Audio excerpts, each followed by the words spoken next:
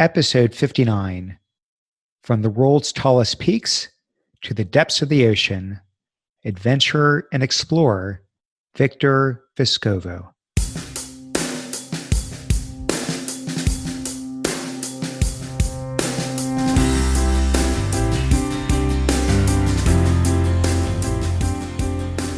Welcome to The Art of Excellence, a show about people doing extraordinary things in their lives. I'm your host, Glenn Zweig. Thanks for joining me.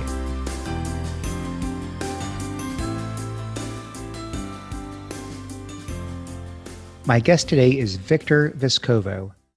In 2019, Victor became the first person to dive in a submersible to the deepest points in all 5 of the world's oceans. In 2017, he became the 12th American to complete the Explorer's Grand Slam, climbing the highest peak in all 7 continents and skiing to the North and South Poles. He is the managing partner of a private equity firm called Insight Equity and holds degrees from Stanford, MIT, and Harvard Business School. Victor, welcome to the show. Thanks for having me. Thrilled to have you.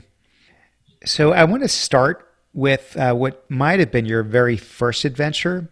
I had read about some near-death experience you had when you were, I think, about 3 years old, and you snuck into a family car. And I hope this isn't urban legend. And No, and that's true. you crashed it. What the heck happened here? Yeah, well, I've always been fascinated by mechanical devices, and I think genetically I'm disposed to be a little adventuresome. So yeah, when I was 3 years old, my mother had left her car in the front yard, and it was on a slight incline, and I'd seen her operate it. So I managed somehow to get into the car and put it into neutral. And of course, I couldn't reach the pedals, but I could move the steering wheel, and I kind of guided it down the driveway for a good couple of seconds. But then it started picking up a lot of speed. And then unfortunately, a couple of seconds after that, it went into a bunch of trees near an intersection, and I got very, very badly injured as I tried to exit the car while it was moving, and the door smashed on me. Jeez, and you were 3 years old. Yeah. And so I'm guessing even though you were 3, this is probably a pretty strong, vivid memory that you still have. I remember it quite clearly up until the time that the car started moving quickly. And then I don't remember anything for about 6 months. I was in intensive care for about 6 weeks in the hospital for over 3 months. Yeah, I almost didn't make it. Yeah. I had over 100 stitches as a 3-year-old. You know, I don't know if you're being a little tongue in cheek or not with the genetically predisposed, but I've heard that there is some kind of gene that might be indicative of risk-seeking behavior. Do you subscribe to that?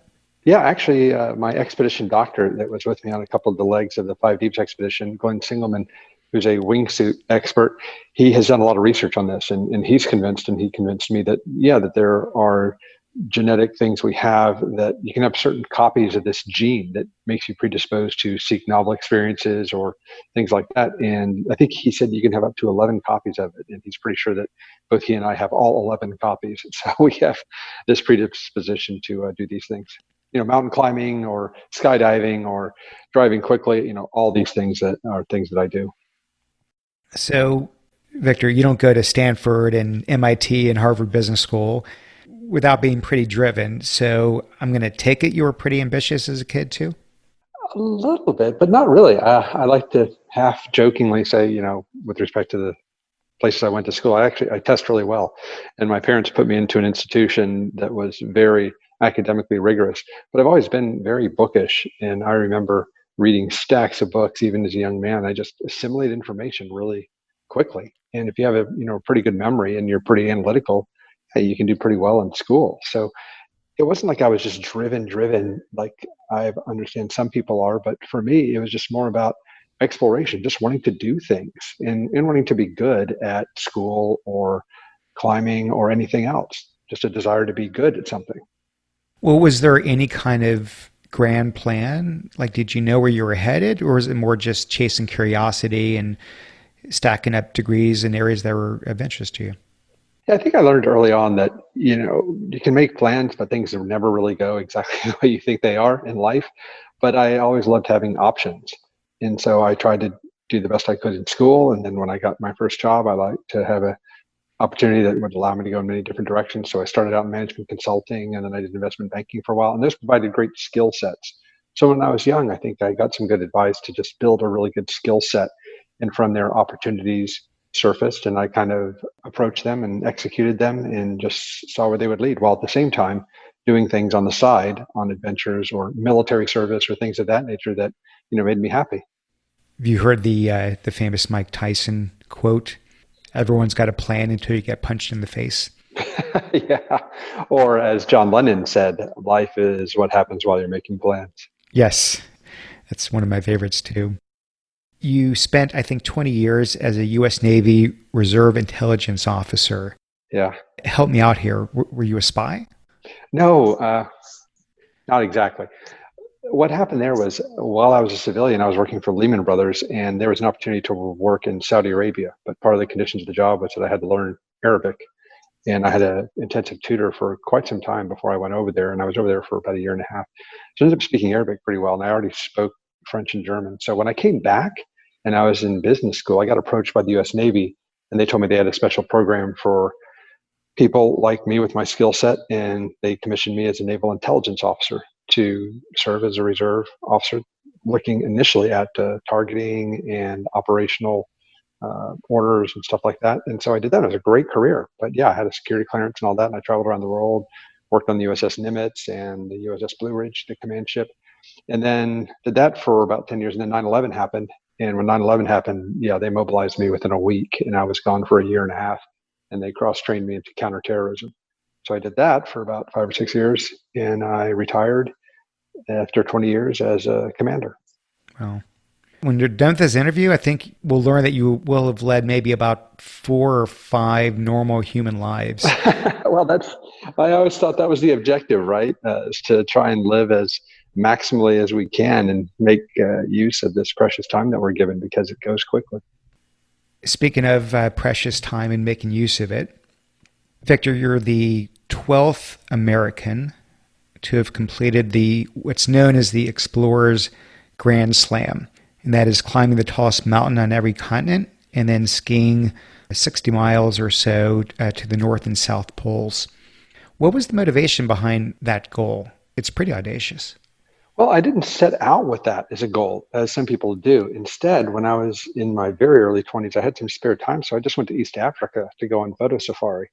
And while I was out in Tanzania, some of the guides said, you could go up Kilimanjaro if you want, just go there and rent some equipment and they'll take you up. I went, well, that sounds kind of fun. So I just did that. And I didn't make it all the way to the summit, but I really enjoyed the experience. And that's how I got hooked on mountain climbing. And so over the next 20 years, I gradually increased my skill base, climbed other lower peaks, but eventually started climbing the higher ones on each continent, not really setting out to do that. I didn't know if I could do something like Everest or McKinley, but I did. And before too long, I was kind of on that path and got it done. Then after I'd completed the 7 summits with the ascent of Mount Everest and then Carson's Pyramid in New Guinea, I wanted to do something interesting and extreme. And I said, well, let's do polar long range navigation and camping. And so the pole sounded like a cool idea. So I did that. And yeah, that completed the Explorer's Grand Slam. So I just kind of fell into it, I guess, just by wanting to do things that were interesting. I mean, there are plenty of interesting ways you can be one with nature and, have a nice scenic backdrop with mountains without having to risk your life climbing up Everest. So was it about the challenge of, pushing yourself and hitting the peak? Tell me more about what the allure was. Oh, absolutely. It's about pushing yourself. And maybe that's something that is innate to me, is that I really enjoy pushing myself to physical and mental limits and overcoming challenges. And I didn't just climb, like, for example, Everest on the first try. It took me 2 tries. First time I got to Camp 2 and I had frostbite, I was sick, and it just didn't work out. So I went down and I went back 2 years later and tried it again. So I love the process of planning and training and then pushing yourself. I don't believe that we're meant to be on this earth just to be comfortable, or once we achieve some level of success to be a little bit more comfortable and just be content. I do believe that there has to be some element of challenge and even suffering to have a complete life. Maybe I read too much Tolstoy when I was younger, but that's part of life, is doing difficult things and even suffering a little bit. But on the other side of that, I think you have a much richer life experience and you grow. Don't disagree at all. Forgive the persistence. I just want to unpack it one more layer here. Sure. So you can look at people that are hardcore ultra runners. I've interviewed one of the best ones ever. You can look at other kinds of extreme athletes where they are pushing themselves, torturing themselves, going through all sorts of pain and agony to accomplish incredible things, but they're not putting their life on the line. I know too many stories of Everest and other mountains where completely unrelated to any skill or preparation just took the lives of well-intentioned people that had done all the planning or all the training. Certainly, didn't want to end things, but just serendipity comes into play, and you can't control avalanches. You can't control the extreme and immediate changes in temperature and things. And obviously, we all harken back to Into Thin Air in 1996 and that disaster, but that wasn't the last time that's happened. So do you feel like there has to be an element of risk? Is that part of the equation? Absolutely. I mean, one of my heroes in mountain climbing is a guy named Ule Stuck, who climbed probably maybe the most difficult and dangerous mountain in the world, Annapurna, solo. I mean, he was just extraordinary. And he died on Everest on a training climb. And you're right, things just happen. But I do believe that there is a material difference between doing a 100-mile extended marathon and then climbing Everest or doing some of the other things I've done. That element of mortal danger intensifies the experience. It is qualitatively different. And I fly a lot. So I fly helicopters and aircraft. And I tell you, the first time that you're alone in a helicopter and you have an emergency, it's a different feeling. And, when you get to the other side of that, you're much more confident. You've had an extraordinary experience, but the training kicks in and you take care of it. So, it's all about calculated risk. And there's a big, big difference between being reckless and taking calculated risks in mountain climbing or flying or anything else. So you can do things that are dangerous, but like a stuntman, if you plan them properly and you're very level-headed about it, you can have a very, very high chance of succeeding in going through that dangerous experience and understanding that you can't be paralyzed by fear and that risks can be managed. And that's how I've kind of lived my life. And I guess that's why I'm still here. But there are reckless people out there that confuse, danger seeking with, something that, you should just throw caution to the wind. And I don't do that. I'm very methodical. Did you feel the imminent danger on Everest? Was there an experience that happened that was pretty harrowing, or was it relatively routine? I think most people who go to Everest have a few moments where you certainly realize where you are and how dangerous it is. I will say that on our summit day, it was unusual in that we actually went up in a storm, and it was very low visibility. It was extremely cold, and it was just at the limit of what we could climb in. But the benefit was that we didn't have the traffic jams that you typically hear about on Everest. So we had a clear mountain, we had a clear shot, so we could keep moving and stay warm. So that was interesting, climbing up in the storm at night on the summit near Everest. The other was we actually got caught in the storm lower down earlier in the climb, and we had to go down because it was so bad. And one of the team members was on the rope, and she actually went catatonic and couldn't actually move and was blocking the route. And so we physically had to try and remove her from the rope and get her to climb down. So that was pretty intense. So there's always some drama on Everest, and you just have to apply your training and get through it. Well, if you look across all the different mountains, doesn't have to be Everest. Was there any particular story that stands out as the scariest, the most life-threatening that you had? On Aconcagua, the highest mountain in South America, I was only about 200 feet from the summit, and I was in the lead. And we weren't roped, but I slipped and kind of started falling down the slope, and it started a really bad rock slide. So after 100 or more feet, I ended up flat on my back, unconscious for a little bit, partially paralyzed in one leg, couldn't remember anything, had massive amnesia, and I couldn't walk very well. And we were at nearly 22,000 plus feet, and a storm was coming. So it was a really bad situation. And I only had 3 team members, and they couldn't carry me.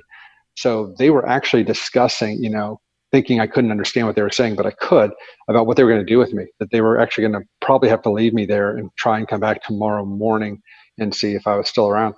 Unfortunately, some other climbers saw the accident, came down, and 7 of them dragged and carried me down to an emergency shelter several thousand feet below, and I was able to recover and then spent time in physical therapy and other things to get better. But I went back 2 years later and did it. Of course, Of course. because that didn't.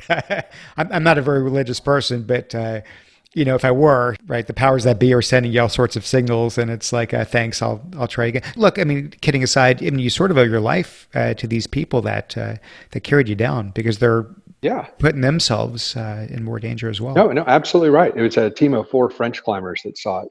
And I'd spoken with them in French, like on the way up. I got to know them a little bit. And then they recognized me. And so, you never know who's going to end up saving your bacon in a way. And I will never say anything ill of the French. When you bag the peak, so to speak, you get up to the top. Is the feeling that you have what you had expected before you started the journey, or was it anticlimactic in any way? Like, how did it feel? Yeah, there are three emotions that typically hit you when you climb a really intense peak, and they come in pretty rapid order. The first is actually relief, surprisingly. And it's relief because there's so much training, so much preparation, so much worry about, oh my gosh, is the weather going to hold or is something going to go wrong? So when you finally get to the summit, the first thing that hits you is, oh, thank God we got there. We're not going to have an abort and have to do it later. Because I don't want to go through this again. The second is you're looking around, you're going, wow, this is awesome. The view is beautiful, or just wow, we're so high up, and you just have that feeling of achievement. But then very quickly after that, depending on the conditions, you go, okay, this is a dangerous place. We need to get the hell out of here. And that was certainly the feeling on Everest or some of the other mountains. Yeah, I've done a couple mountains myself that are probably about 1% of the size of the ones you've done.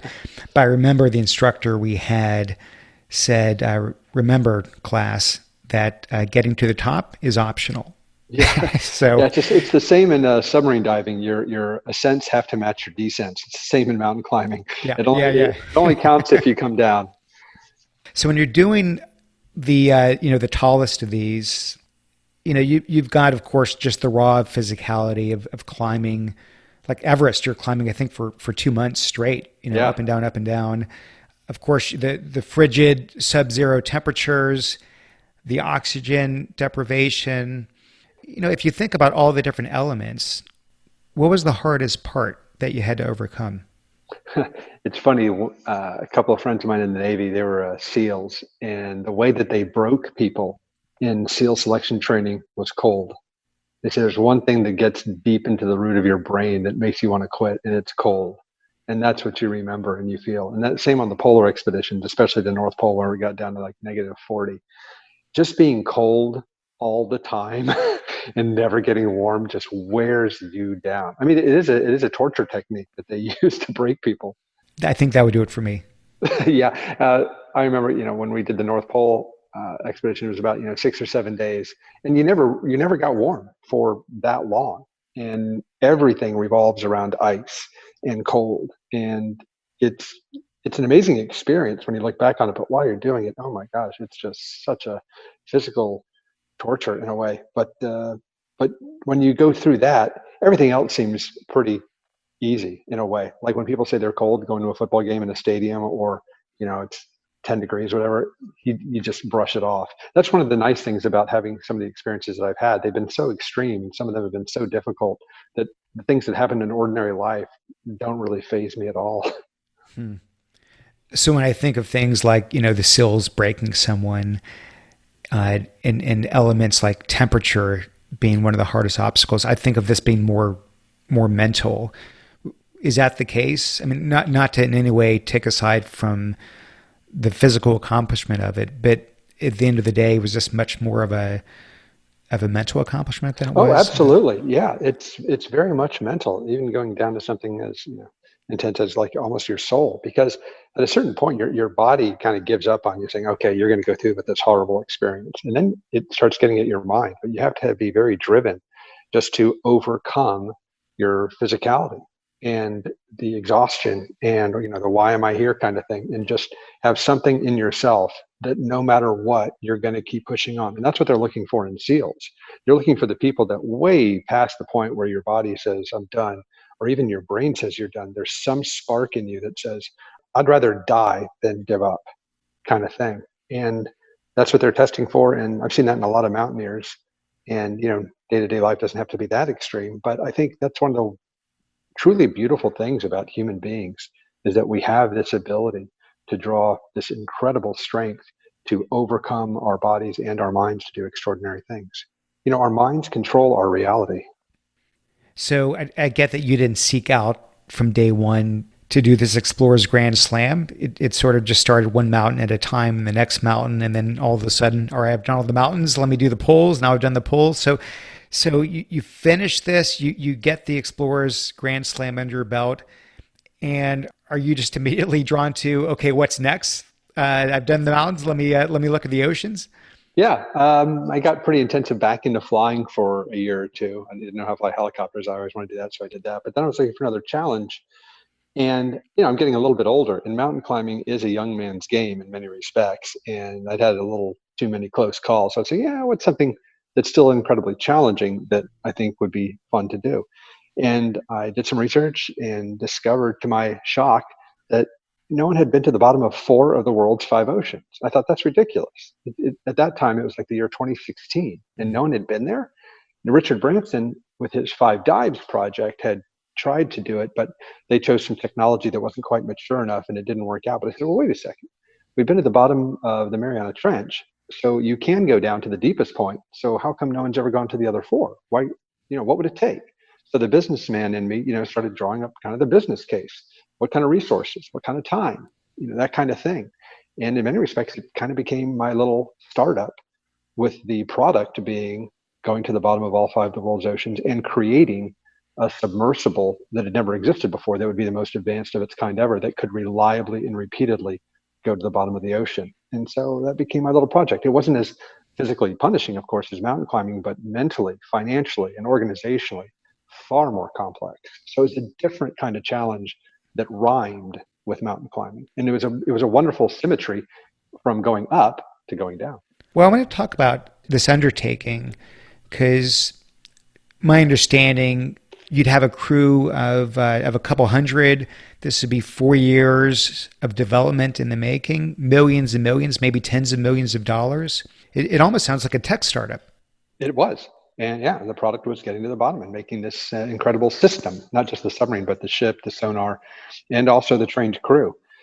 So it was like doing a startup, but that was kind of the exciting part of it. Boy, and I had no idea how much would be involved. Like most entrepreneurs will say that, the media angles or interpersonal issues or permitting, which ended up being one of the most difficult things about the expedition, surprisingly. But it was just something where you have all these things you try and do, and you figure out where the roadblocks are, and one by one you tackle them and you overcome them. And you constantly adapt, as any entrepreneur will talk about.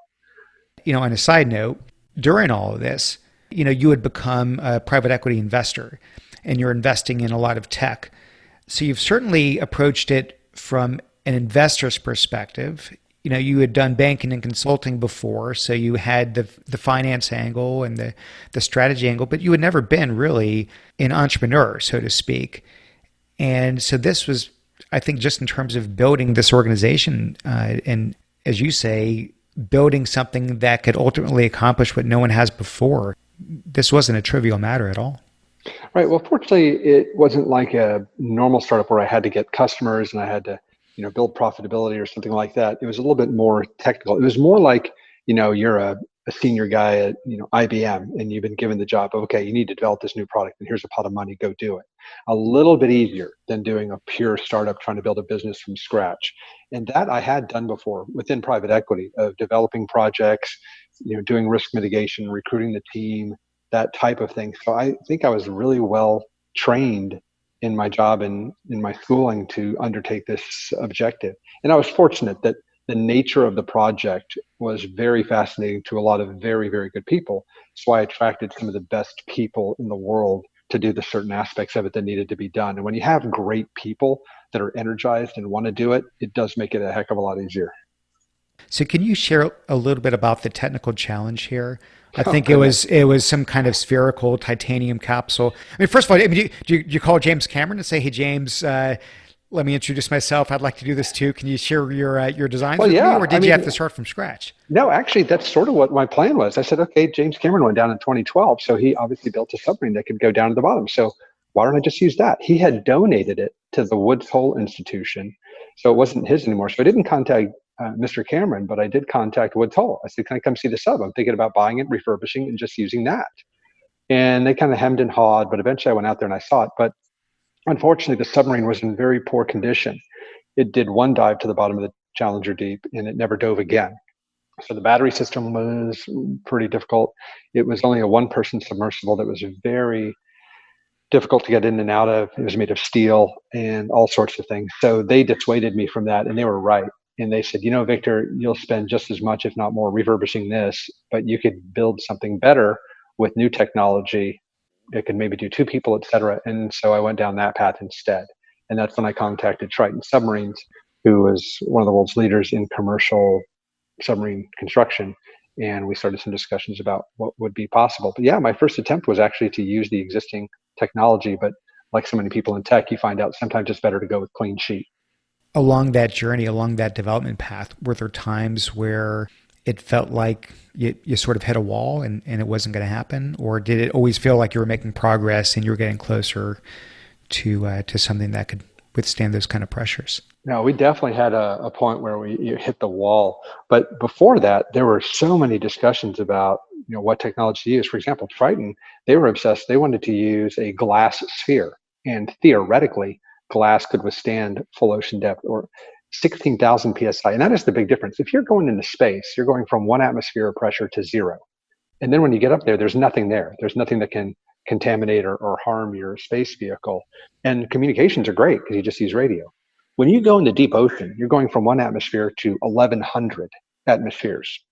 And then you're coming back again. So you're putting enormous repeated stresses on the vessel. You're doing it in salt water, which is incredibly corrosive. So Victor, just to pause there for a minute, I think it's hard to understand. It's hard for me to understand when you say like 16,000 psi, pounds per square inch. What does that mean? Other than it's a lot of pressure, how do you translate that into language people can relate to? If you say an average consumer automobile is like a ton, 2,000 pounds, imagine 4 of them stacked on your fingernail.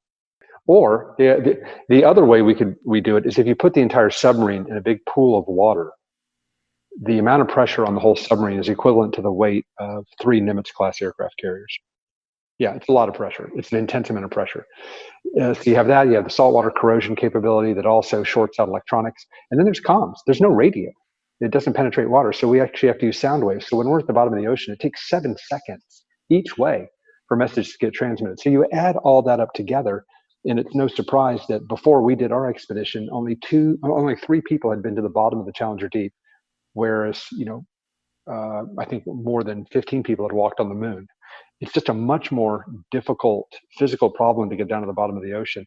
And that's what kind of made it a pretty cool challenge. But you asked about, was there a point where we hit a wall? And we did.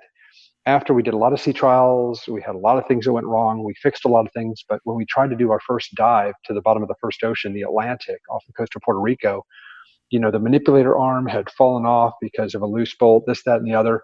And we tried, 3 times to dive the submarine reliably, and we didn't do it. And it got to the point on the ship where I said, look, I've only got time, and we can only do this one more time on this mini expedition.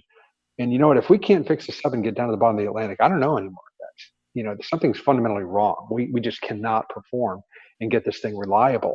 So I gave them 36 hours on the ship, and then they worked their butts off, and they said they fixed it. And so my first solo dive in the submarine was after that and to the bottom of the Atlantic, but the dive went off flawlessly. And so in many respects, we said, that was the real kickoff, starting gun, if you will, of the success of our expedition. We had made it through the worst part. We'd had a reliable dive to 8,000 meters, and it worked. And from then on, it was just about perfecting the sub. There were no more real doubts about its ability to do what we wanted it to do. So of the 5 dives of the 5 oceans, the deepest by far was this one you mentioned in the Mariana Trench. Yeah. It's called in the Pacific Ocean. And you plummeted, I believe, over 35,000 feet, close to 7 miles below the surface. And when you touch the bottom, you're now the 3rd human in history to ever reach the 4th. Yeah. Okay. I know there was someone decades earlier and then James. And so, okay, fair enough. So the 4th one, and here you are, you'd been to the highest peak in the world, and now you're at the lowest point anyone's been to. How did it feel when you touched the bottom? Well, again, sense of relief. The sub is still here. I mean, that's kind of the max dynamic pressure we could ever put on the submarine. It's at the bottom of the ocean. So when it actually touched down, it was a sense of, oh my God, it actually works, and I'm still here. And I was very happy. But yeah, there was a great elation. But it's interesting, in a submarine, it's really quiet. It's remarkably peaceful being in a deep ocean submersible. And so it's this very quiet sense of achievement and just happiness. But I have to confess, at that point, okay, I'm at the bottom of the Mariana Trench in a submersible that I had helped design and constructed. I felt like a 10-year-old kid. I'm in a submarine at the bottom of the ocean. And I had no real plan. Let's go exploring. And so turned on the thrusters to full blast and started running around like a kid in a toy store. It was great. So I want to get to what you saw in a minute, but just to come back to the feeling. And I get that this is much more of a technical challenge than it was a physical and mental challenge like an Everest. But just in terms of the feeling around the accomplishment of it, was it similar to standing atop a mountain, or was it very different? It's similar. It rhymes. But when you're on the top of a mountain, it's such a physical, visceral experience. I mean, you really feel it. Going to the bottom of the ocean, it was much more of an intellectual sense of achievement, no less small. It's like, maybe like you ace the SATs or something like that. It's not the same as climbing a mountain, but you have this great sense of achievement. So they're just different. But that's what I like about life in general, is that you can do so many different things and get sense of achievement in many, many different ways. Okay, I hate to ask, but I have to now. Did you ace the SATs too? No, I did not. I did pretty well in the math section. Because I don't know what that feels like now that you bring it up. No, but I knew people who did, and I was very impressed by them. No, I've never been a perfect student, but I did pretty well. I did okay. So back to the exploration of the depths, what do you see? Well, it was different at each of the five deeps. Each one had their own unique character. Like the bottom of the Atlantic was interesting. It was almost spongy. The submarine kind of fell into it pretty deep. It was very silty. The Mariana Trench was more compacted. So I only went down a couple of inches before, I kind of hit a strong surface. But in going around the Mariana Trench, just to take one of them, it was kind of sandy and silty. And within just a couple of minutes, I actually saw life. Some people had described it as being, a barren, lifeless moonscape. Nothing can live down there. And there wasn't that at all. I saw something called a holothurian, which is a type of sea cucumber. And I thought it was a carcass, but no, it was alive and it was gently undulating away from me. So it was so cool to see this little translucent life organism that had never seen the light before. And it was just a wonderful experience. And then, unfortunately, about 15 or 20 minutes into my dive, I did see a piece of human contamination. It looked like a small piece of plastic, but it was unmistakably of human origin because it had kind of an S on it, like a typeface. And that was kind of a kick in the gut. Here you expected something, someplace to be incredibly pristine and isolated, and sure enough, there's a piece of plastic. That must have been just really disheartening. I mean, that not even the depths of the ocean can you be, immune from human contamination. Yeah, it got worse because then when I got closer to it, I tried to pick it up, but it was too hard to do that with the manipulator arm. I actually saw a holothurian, one of the little creatures, actually trying to eat it or trying to see what it was about, because there's no food down there. So anything that drifts down there, they're going to try and eat or investigate. And that just goes really, and unfortunately, plastic, once it gets in the ocean, it breaks down and it enters the food chain. There's just no way around it. So people want me to be a poster boy for no plastics in the ocean, but what it really comes down to, we can't let plastics get in the ocean, because once they do, they don't go anywhere. They stay there.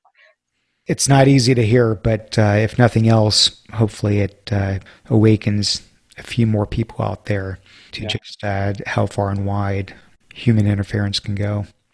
Yeah, I will say though, it's interesting because I've had a lot of environmental activists approach me, and they're great, and I love their passion. But a lot of people want to clean up the oceans, and that's a great endeavor. But for me, what I've now directly experienced, it's not really about cleaning up the oceans. You can't. There's just too much going into the ocean. It's about making sure it never gets close to the water in the first place. So I'm a big fan of landfills. Just don't get it near the ocean. It's better just to stay on land, kind of thing. So I want to talk about risk here, because I'm guessing, and you can correct me, that risk is fairly binary down there at the depths, that even the tiniest leak, once you see it, it's probably too late and, and you're a dead man. So if that's the case, were you ever scared? Even though I know you wouldn't necessarily feel anything, it would just happen instantly. But just the fact of that kind of pressure, there's only so much we know during a design phase, and ultimately, external forces beyond your control can come into play. Oh yeah, I've definitely been a bit frightened in submersible. Although Don Walsh, who went down with James Picard in the Trieste in 1960, they were the first guys to the bottom of the Mariana Trench. That's why I'm the fourth, because they were the first two, and then James Cameron did it, and I was number four. But he told me, because he was on my ship when I did the Mariana Trench. He said, Victor, if you hear something, you're fine. He said, if you have a catastrophic implosion, you're never going to hear it. You're done. He says it's not a bad way to go. But there were a few times in testing in other places where I had circuit breakers flip, I had alarms going off, and that absolutely gets your temperature up. For example, at the second deepest place in the ocean, the Horizon Deep in the South Pacific, I was doing a dive. I was at 10,000 meters, 4 hours from the surface. And all of a sudden I had some alarms go off and a battery was overheating dramatically. I basically had what they're now saying is, the deepest thermal event or a fire submarines ever had. And very rapidly, I had to figure out what was going on, and I had to isolate that circuit. It was all happening outside my pressure vessel, so it wasn't that dangerous, but it certainly got my attention. Like, what the hell's going on here? But I just went through, the emergency procedures. The training kicked in. I isolated the problem. Hell, I continued the mission for another hour and a half after that because the problem was taken care of. But then when I came onto the surface, my diver, right when I opened the hatch, he said, Victor, something smells like it's burning out here. And I went, oh, that's great. Wow. So is this like a spacecraft contacting Houston? Did you have people back on the boat that you could talk to that would walk you through these procedures and what to do? Well, it is a little bit like being up in space because there is a delay as well. Like I said, it takes 7 seconds at full ocean depth for a one-way transmission. And stuff happens really fast, especially when it involves electronics. So there was a little Apollo 13 moment when I was there, by myself in the sub, and all of a sudden I had some issues, but I had to take care of them. But the submarine design is so robust. So many things can go wrong, and that thing will stay safe and it will get you home. That's how it's designed. Well, I think there was another dive you did in the Southern Ocean, frigid temperatures where you actually lost radio communications. So now you're all by yourself. And I believe that protocol would dictate that you surface when you Yeah. can't regain communications. And you sort of went through some checklist and said, it's okay, let's keep going down. So walk me through this here. Yeah, so at about 4,000 meters, and it was about a 8,000 meter dive. At 4,000 meters, yeah, I lost comms, and we weren't sure if it was the modem or anything else. It turns out that the surface could hear me, but I couldn't hear them. But I assumed, I think logically, that neither side could hear each other. But here we are in the Southern Ocean. I mean, no one had ever dived there ever. There's a good reason why. The weather is just absolutely abominable. And we finally had a clear weather window, and I was halfway down to the bottom of the Southern Ocean that no one had ever been to before. So I get to name that deep, which is kind of fun. But I figured, you know what?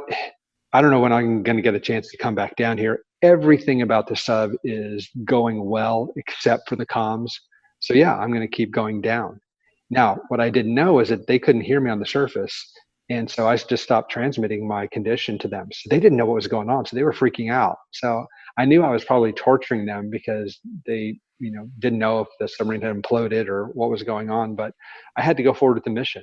But it was actually pretty cool because The irony that the people on top of yeah, the ocean breathing air out of harm's way, they're the ones that are freaking yeah, yeah. out. you, There's a and you. hilarious.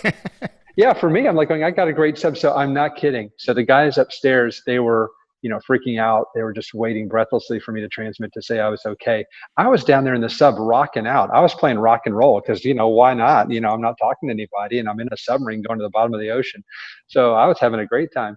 And I did get to the bottom and I said, you know what, I'll stay just 1 hour. What's hilarious is that one of the key guys on the submarine design team, he knew how safe the sub was because he helped build it. He said, you know what, I'm telling you guys, Victor's going to get down to the bottom in about an hour. He will stay 1 hour and then he will come back up. And he was exactly right. We had worked together so long together. They even knew how I thought. And sure enough, when I got back above 4,000 meters, I reestablished communications and there was a big sigh of relief, et cetera. But yeah, they gave me a little scolding after that. So I know a big part of this quest was, I imagine, just sort of testing the limits of human endeavor once again. I think there was, meant to be some kind of scientific exploration part of this, not just, marine life, but I think there was some sort of sonar mapping of the ocean floor. Were there any discoveries that were made, anything that enhance our learnings of the oceans during this? Oh yeah, I mean, marine science is kind of subtle. It's not like, oh my gosh, we found a alien vessel or something like that. But we did a massive amount of collection on any number of fronts. We mapped over 500,000 square kilometers of deep ocean that had never been mapped before. We discovered over 130 undersea features that my team and I get to name. We collected over 200,000 or 300,000 biological samples. We discovered 20 or 30 new species. Geologically, we mapped areas like in the trenches off of Indonesia, where we found things that had not been seen before that could be aspects of geology that could contribute to or inhibit tsunamis. There's just all sorts of things that we discovered. And people go, well, how important is it? What did you really find?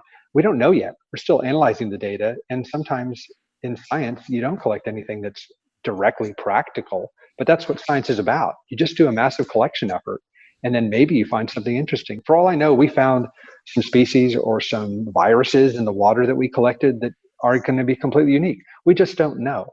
But again, our objective was to build a device and a system that could allow for collection by scientists anywhere on the seafloor, because we don't know what we'll find, but we want to investigate, and we're continuing to do so.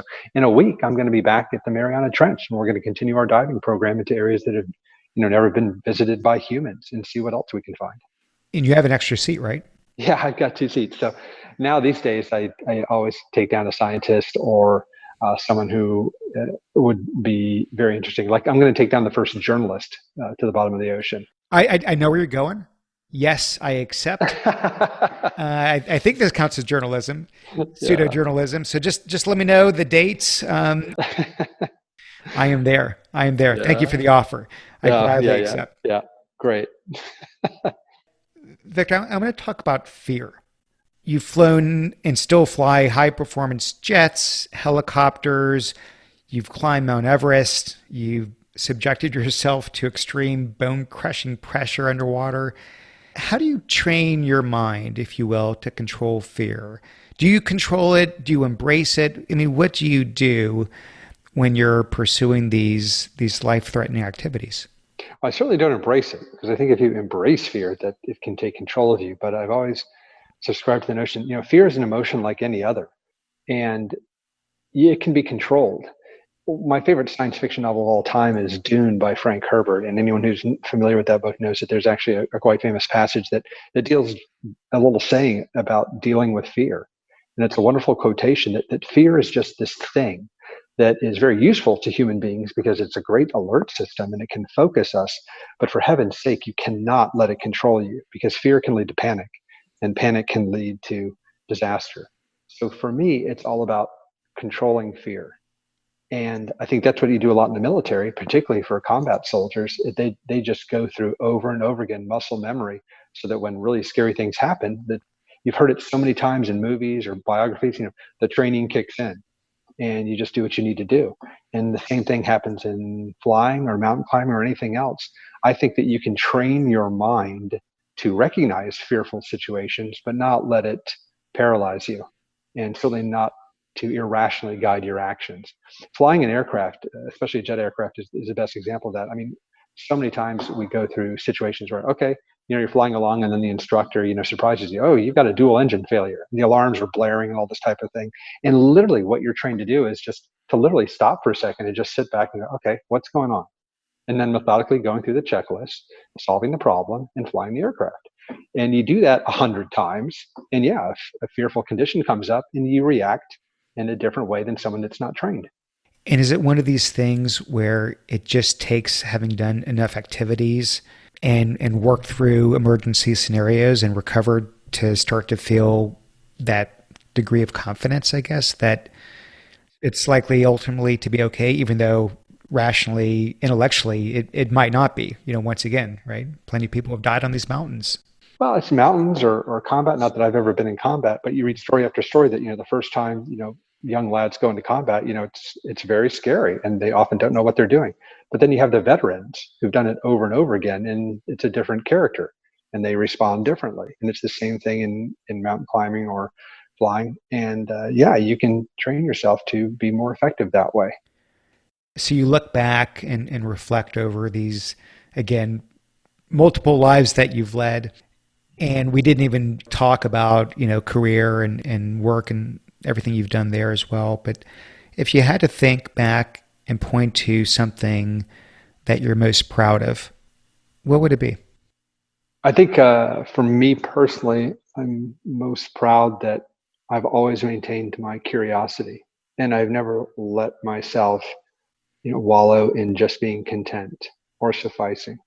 Maybe I'm lucky that I have the genetic disposition that I keep pushing myself and it's never enough. And maybe that leaves me unsatisfied, but it's also led to a very rich life. I think the worst thing that can happen to people, other than obvious, bad things happening to them, like loss or grief, is just not living a full life.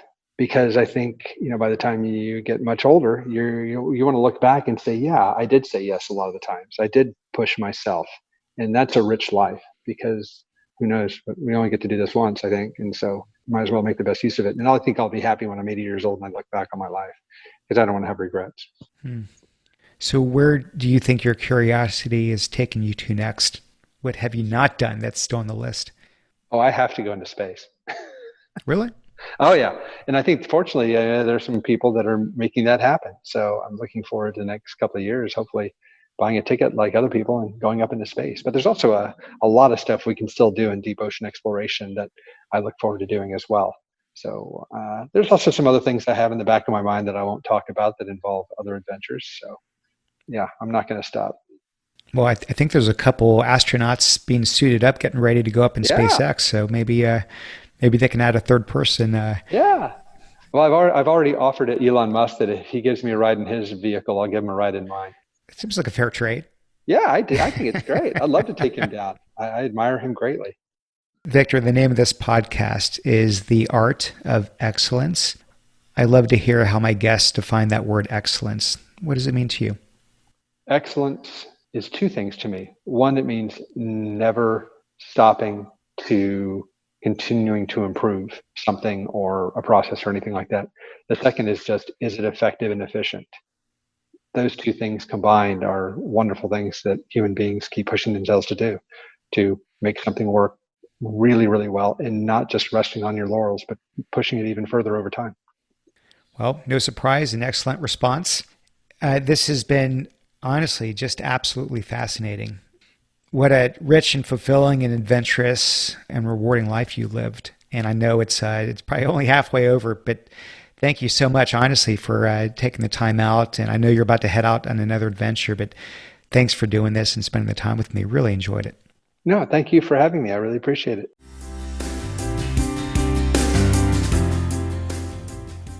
Hey, thanks for listening. Okay, don't go. Don't go yet, please.